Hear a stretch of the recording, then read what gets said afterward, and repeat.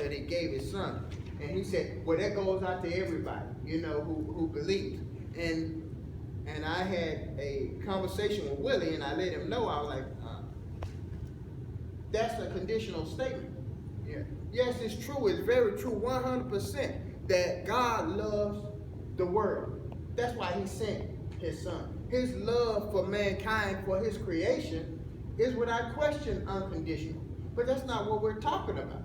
His love for mankind. We're talking about the reward or the wages that we get from our life. Because as Christians, we got to understand that there's a point in the day in which there's going to be what? Judgment.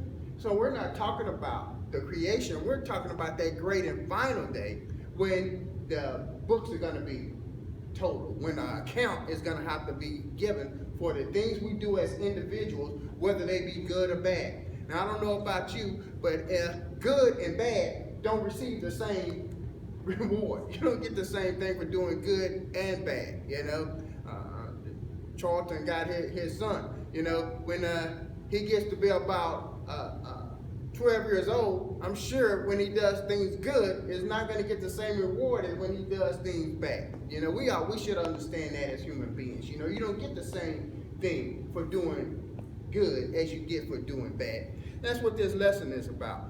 The title is God's Action Towards Mankind. Conditional versus unconditional. And we had the lesson text. Now, the purpose of this lesson is to illustrate the difference in the way God deals with those who are his from those who are not. And believe me, it's only two kinds of people in the world. Now, out in the world, you'll hear all kinds of things. You'll hear good and bad. You'll hear those who are religious versus non-religious. But as Christians, as people of God, as mankind, there's only two types of people. Those who are God, who belong to God, and those who do not. 2 Timothy 2:19 reads, nevertheless, God's foundation stands firm, sealed with this inscription, the Lord knows those who are his. And everyone who confesses the name of the Lord must turn away from wickedness. Logically speaking, if he knows those who are his, he also knows those who are not his. That makes sense.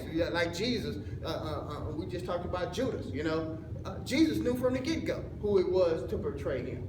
He knows whose are his. God, the Father, knows who are his. This lesson is also to help all those who believe and meet the conditions obtain the reward the Bible tells